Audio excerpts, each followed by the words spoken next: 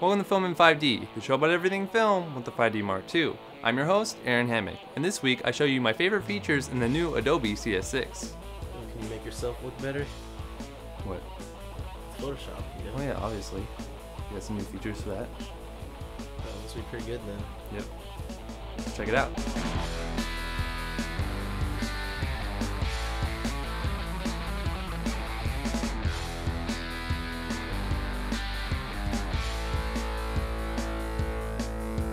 So this week, I'll be addressing some of the new features in 3 of my favorite programs, Adobe Photoshop, Premiere Pro, and After Effects. I'm going to start out with Photoshop. Now, I usually don't talk about Photoshop, being that this is a filmmaking podcast, but in this case, it's actually very relevant.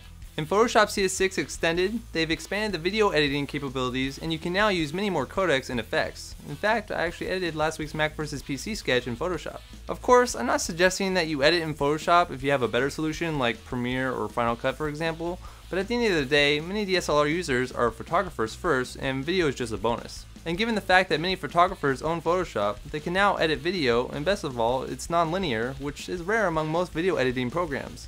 Also, the color correction effects are the best around.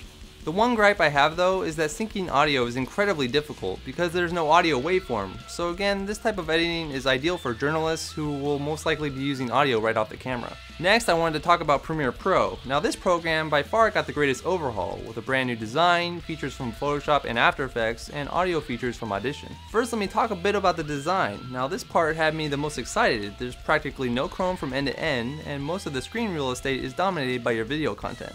They've also added a new feature that will help you quickly look over content and mark your in and out points. It's called hover scrubbing. You literally hover over your video tab left or right to scrub through your video. They also added the warp stabilizer and rolling shutter fix from After Effects, making things much more convenient if you use both plugins like I do a lot. Also, if you're familiar with Adobe Audition's layout, you'll notice that they imported the same style mixer and the much more accurate audio level viewer. And best of all, you can now use adjustment layers in Premiere. Most of these new features imported from other programs are really designed to help you speed up the workflow, which is also the case with After Effects. You can now make truly 3D objects, including extruding text, adding specular, transparency, and other 3D-like material effects, and my favorite new feature, 3D Camera Tracker. The new Camera Tracker does all the work for you, giving you thousands of points in 3D space where you can then attach text or other 3D objects you want integrated into your scenes. Check out the bumper text that I redid using this new tool, and compare it to the original that was done by tracking individual points. As you can see, the new 3D Camera Tracker is not only faster, but much more accurate as well. Also, both Premiere and After Effects updated their render engines, which require less renders because they basically cache the files you've already rendered in a way that when adding text, effects, or even color correction, it only renders out what is truly necessary. But that's it for this week. Send me your thoughts or questions on the new CS6 via @mentions on twitter.com/AaronHammock.